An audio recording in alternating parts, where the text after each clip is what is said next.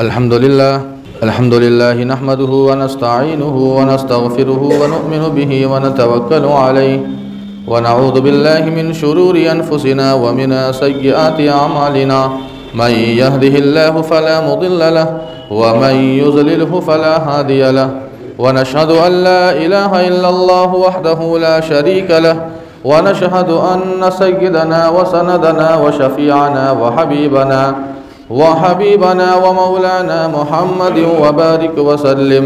أما بعد، قال الله تبارك وتعالى في كلامه المجيد والفرقان الحميد: أعوذ بالله من الشيطان الرجيم، بسم الله الرحمن الرحيم.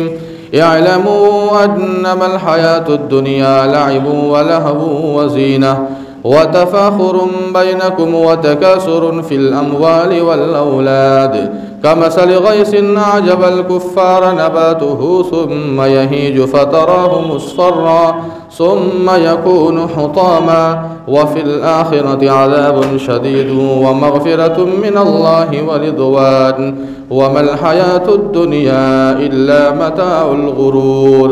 صدق الله مولانا العظيم وصدق رسوله النبي الكريم ونحن على ذلك لمن الشاهدين والشاكرين والحمد لله رب العالمین. محترم حاضرین جمعہ، عزیزان گرامی اور دور و دراز سے تشریف لائے ہوئے ہمارے دینی ایمانی بھائیوں، بزرگوں اور دوستوں، قرآن پاک کے 27ویں پارے سورۃ الحدید کی آیت نمبر 20 آپ کے سامنے تلاوت کی گئی ہے.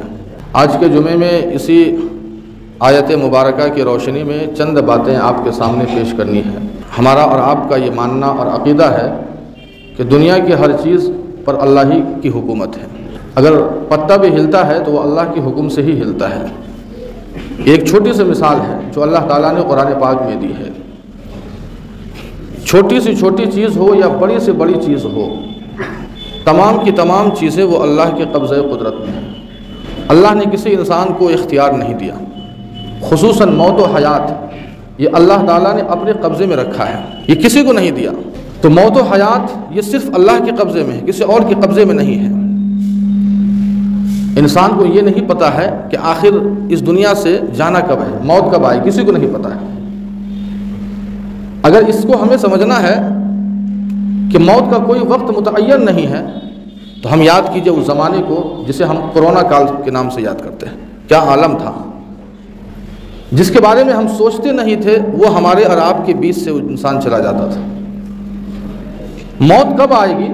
آنی تو ہے، ہر ایک کو آنی ہے، ہر ایک کو آنی ہے. کوئی انسان اس دنیا میں ہمیشہ رہنے کے لیے نہیں آیا ہے.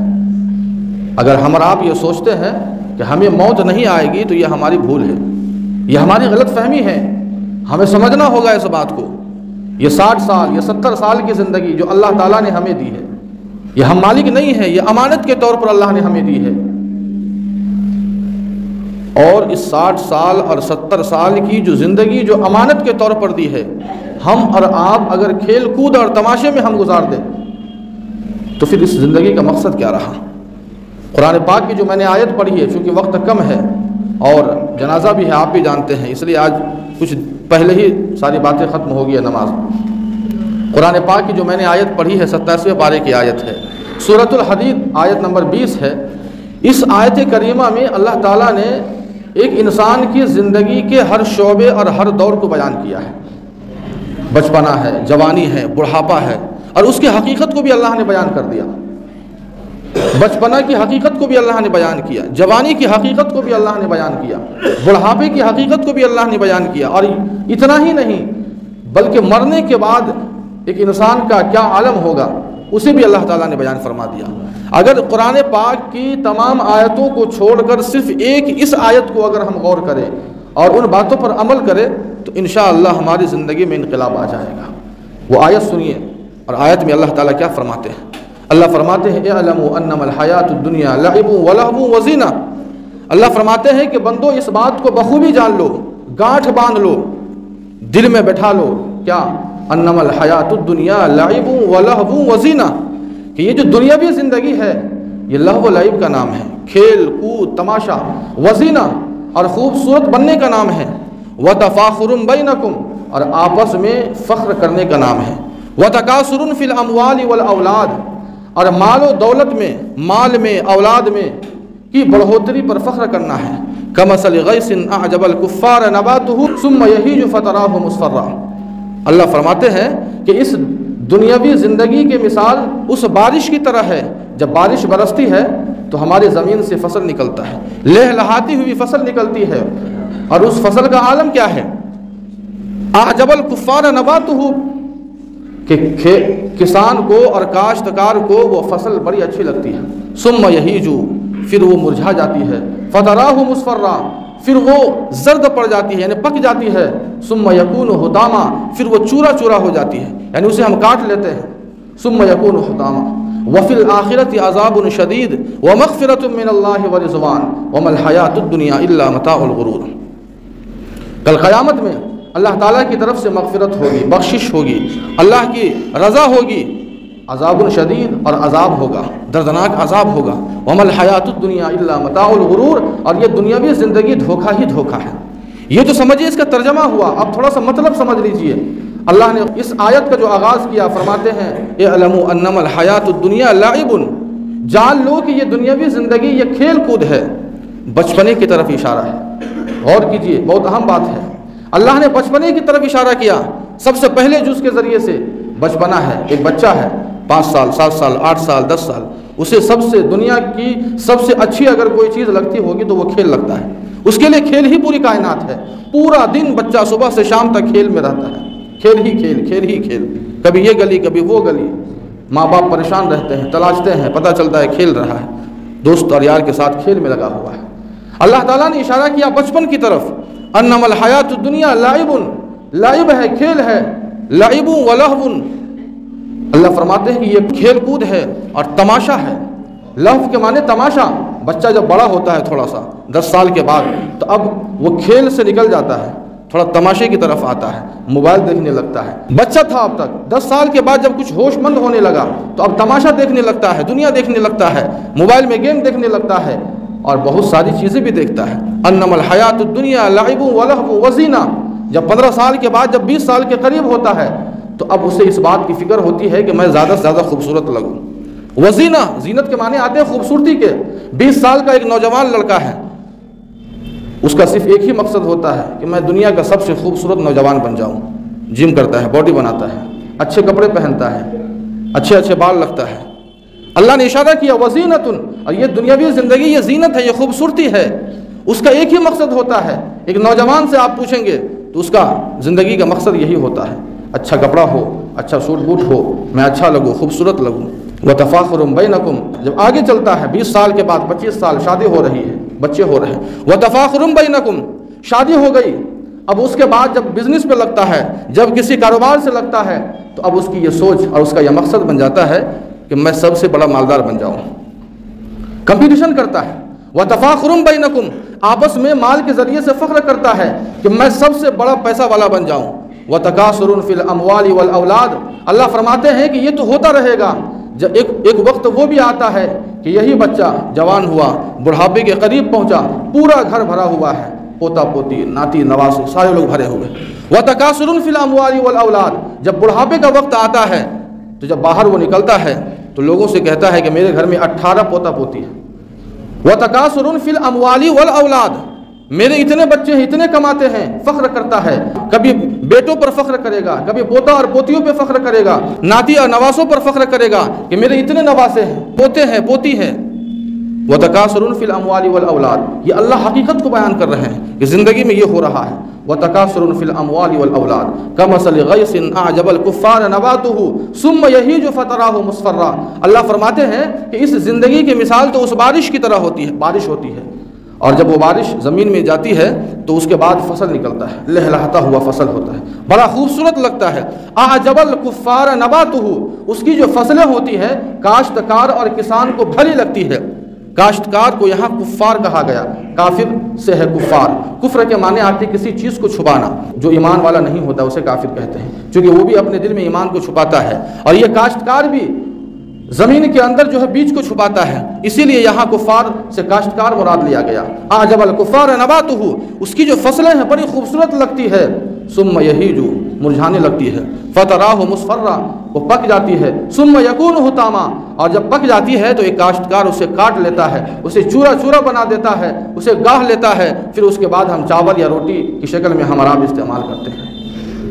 اللہ تعالیٰ نے اس مثال کے ذریعے سے ہمیں یہ بتایا کہ تمہاری جوانی تھی ایک لہلہاتی ہوئی فصل کی طرح، تمہیں اپنی جوانی پر ناز تھا۔ کسی کو جوانی پر ناز ہوتا ہے، کسی کو دولت پر ناز ہے، کسی کو طاقت پر ناز ہے، کسی کو خوبصورتی کے اوپر ناز ہے، لیکن ایک وقت وہ بھی آتا ہے کہ ساری کی ساری خوبصورتی ختم ہو جاتی ہے، وہ نام و نمود، وہ شہرت ختم ہو جاتی ہے، وہ عزتیں ختم ہو جاتی ہے، وہ مال و دولت ختم ہو جاتی ہے۔ ثم یکون حطاما، جس طرح ایک فصل چورا چورا ہو جایا کرتی ہے، اسی طرح انسان کا ایک دن وہی حال ہو جاتا ہے کہ اس کی مال و دولت ختم، جوانی ختم، طاقت ختم، نام و نمود ختم، شہرت ختم، عزت ختم، بالکل چورا بن جاتا ہے۔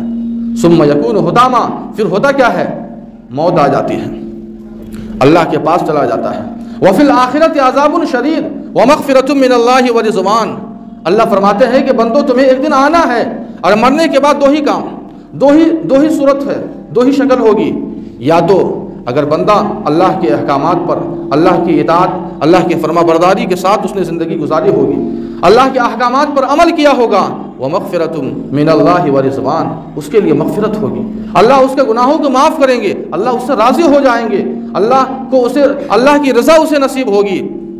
اگر نہیں زندگی کو یوں ہی گوا دیا، کھیل کود میں گوا دیا، غیر ذمہ داری کے ساتھ میں گوا دیا، کوئی ذمہ داری کا احساس نہیں، اللہ نے ہمیں کیوں بھیجا، کس مقصد کے لیے بھیجا، کبھی اللہ کے سامنے جھکا نہیں، نہ نماز سے مطلب ہے، نہ روزے سے مطلب ہے، نہ صدقہ خیرات سے مطلب ہے، نہ رمضان سے مطلب، نہ قرآن کی تلاوت سے مطلب، ایسا لگتا ہے کہ مسلمان نہیں ہے، بے مقصد سے اس نے زندگی گزاری ہے۔ اللہ فرماتے ہیں وفی الآخرۃ عذاب شدید، اس کے لیے دردناک عذاب ہے، دردناک عذاب ہے۔ وما الحیات الدنیا الا متاع الغرور، اللہ فرماتے ہیں کہ یہ دھوکہ کی زندگی ہے، یہ دنیاوی زندگی یہ دھوکہ ہے۔ اللہ کے نبی علیہ الصلوۃ والسلام نے اس زندگی کی مثال بیان فرمائی ہے۔ حضرت جابر رضی اللہ عنہ اس حدیث کے راوی ہے، فرماتے ہیں کہ صحابہ کی ایک جماعت کے ساتھ ہم جا رہے تھے، اللہ کے نبی علیہ الصلوۃ والسلام بھی ساتھ میں تھے، ایک بکری کا بچہ، مرا ہوا بکری کا بچہ پڑا تھا، اللہ کے نبی علیہ الصلوۃ والسلام نے اس مرے ہوئے بکری کے بچے کے کان کو پکڑا، کان کو پکڑنے کے بعد صحابہ کرام سے مخاطب ہو کر حضور نے کہا کہ 1 درہم میں بتاؤ کون خریدے گا، کون خرید سکتا ہے 1 درہم میں، 1 درہم۔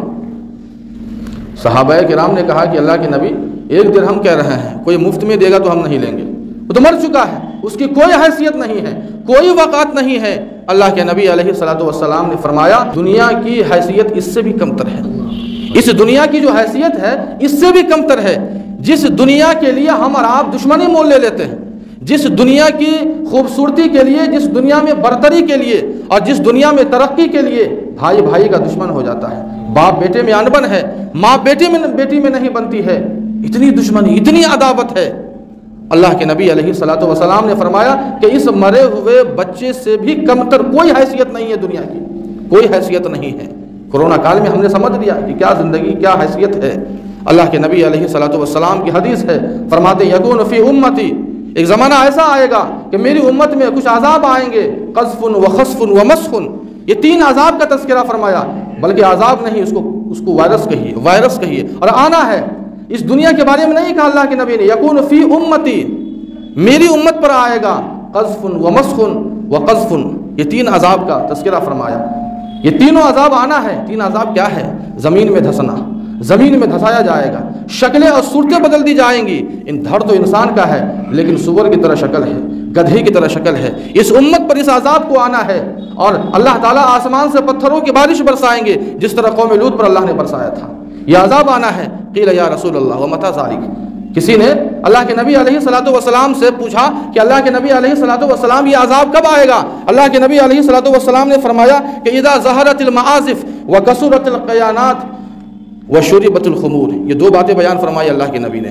جب مسلمانوں کے گھروں میں گانے کے آلات بڑھ جائیں گے، ناچ گانے کے آلات بڑھ جائیں گے، اور کھلم کھلا شراب پی جائیں گی، یہ دونوں کام اتنا آسان ہو چکا ہے کہ آج ہمارے اور آپ کے جیب میں گانے کے آلات پڑے ہوئے ہیں۔ گھر کو چھوڑ دیجئے، اللہ کے نبی نے تو گھر کے بارے میں بتایا، لیکن یہاں جیب میں پڑے ہوئے ہیں۔ پہلے کے لوگ تو شراب نوشی کو تو بہت برا سمجھا جاتا تھا، لیکن آج ہم اپنے گھروں میں بیٹھ کر اس کی پارٹی کرتے ہیں، یہ غیروں کی بات نہیں ہو رہی ہے۔ اللہ کے نبی علیہ الصلوۃ والسلام نے فرمایا کہ یہ عذاب آنا ہے، اور کب آئے گا؟ جب یہ حرکتیں مسلمانوں کے گھروں میں ہوگی۔ ہر انسان سمجھ سکتا ہے کہ آج ہمارے گھروں کا کیا حال ہے، ہمارا کیا حال ہے۔ الغرض وقت نہیں ہے کہ زیادہ لمبی بات کی جائے، صرف اتنا ہی کہنا تھا کہ جس دنیاوی زندگی کے لیے ہم اور آپ ایک دوسرے سے عداوت لیتے ہیں، دشمنی کر لیتے ہیں، ایک دوسرے سے منہ موڑ لیتے ہیں، زندگی کو بے مقصد سمجھتے ہیں، یاد رکھیں ایک دن اس دنیا سے جانا ہے۔ اگر ہم نے اس زندگی کو بامقصد نہیں بنایا، زندگی کو تو بہرحال گزر جانا ہے۔ ابھی ہم اور آپ ہیپی نیو ایئر کی پارٹیاں منا رہے تھے، کرسمس ڈے منا رہے تھے، اور انتظار میں تھے کب نیا سال آئے گا، 2024 کب آئے گا۔ پتہ نہیں چلا کہ 2024 کے 5 دن بھی گزر گئے۔ 5 تاریخ ہے آج، 5 دن گزر کے پتہ نہیں چلا۔ وہی دن ہے، وہی چاند، وہی سورج، وہی رات، یہ سب کچھ ہوتا رہے گا۔ ایک دن وہ بھی آئے گا کہ جب ہم ساری دولت کو چھوڑ کر اس دنیا سے گزر جائیں گے۔ وہ دولت کام نہیں آئے گی، اپنی طاقت، اپنی جوانی کو چھوڑ کر ہم اس دنیا سے گزر جائیں گے، کچھ کام نہیں آئے گا۔ کام کیا آئے گا؟ جو ہم نے اس دنیا میں رہ کر اچھے کام کیے ہوں گے، نیک اعمال کیے ہوں گے، نمازیں پڑھی ہوں گی، صدقہ اور خیرات کیے ہوں گے، ہم نے کسی اپنے بچوں کو تعلیم دیا ہوگا، پڑھایا ہوگا، یہی ساری چیزیں کام آئیں گی۔ ورنہ آج انسان کو رات کی اندھیری میں کتنا ڈر لگتا ہے، کتنا ڈر لگتا ہے۔ ایک سنسان سڑک ہے، یہ مثال تو بہت پرانی ہو گئی ہے کہ سنسان سڑک ہے، تنے تنہا انسان جا رہا ہے، بہت پرانی مثال ہے۔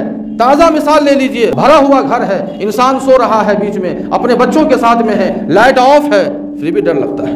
وہاں کیا عالم ہوگا؟ کبھی ہم نے غور نہیں کیا۔ یہاں تو اگر ہمیں روشنی کی ضرورت پڑتی ہے، بلب چلا لیتے ہیں، وہاں کون سے روشنی کام آئے گی؟ وہاں روشنی کہاں سے آئے گی؟ ہمیں اس دنیا میں رہ کر اس روشنی کا انتظام کرنا ہوگا، اور وہ روشنی کا انتظام کیسے ہوگا؟ اللہ کے احکامات پر چلنا ہوگا، نمازوں کی پابندی ہوگی۔ فجر کے وقت اذان ہو رہی ہے، ہم کروٹیں بدلتے ہیں، چادر اوڑھے ہوئے ہیں، نیند ٹوٹی ہوئی ہے، لیکن ہمیں توفیق نہیں ہوتی ہے کہ ہم اٹھ کر اللہ کے گھر کی طرف جائیں۔ اذانیں ہو رہی ہے، مسجد کے سامنے ہمارا گھر ہے، اذان سن رہے ہیں، لیکن ہمیں یہ توفیق نہیں ہوتی ہے، ہمیں احساس نہیں ہوتا ہے۔ ہم تنے تنہا، جب چادر میں جب ہم تنے تنہا ہوتے ہیں، کوئی نہیں ہوتا ہے، اس وقت ذرا ہمارا آپ یہ سوچے کہ اللہ مرنے کے بعد اس اندھیری قبر میں کیا ہوگا ہمارا؟ کون آئے گا؟ آج تو آپ ساتھ میں ہیں، بھائی ہے، بہن ہے، رشتہ دار ہے، سب ایک دوسرے کا ساتھ دے رہے ہیں، وہاں کون ساتھ دینے آئے گا؟ وہاں تو ہم چھوڑ کے آ جائیں گے، ہمارے اعمال کب آئیں گے؟ اس لیے صرف یہی گزارش ہے کہ ہم اور آپ اپنی زندگی کو بامقصد بنائیں، وقت کو برباد نہ کریں۔ جو انسان وقت کو برباد کرتا ہے، وقت اس انسان کو برباد کر دیتا ہے۔ جتنے کامیاب انسان کے بارے میں ہم سنتے ہیں، یاد رکھیں ان سارے لوگوں نے وقت کی پابندی کی ہے، اور جتنے بیکار لوگوں کو ہم دیکھتے ہیں نا روڈ پہ گھومتے ہوئے، انہوں نے وقت کو برباد کیا ہے، آج وقت نے ان کو بھی برباد کر دیا۔ اس لیے ہم اور آپ اس حقیقت کو سمجھیں۔ اللہ پاک سے دعا ہے کہ جو بھی باتیں کہی گئی ہے، اللہ پاک ہم سبوں کو ان پر عمل کرنے کی توفیق عطا فرمائے۔ وآخر دعوانا الحمدللہ رب العالمین۔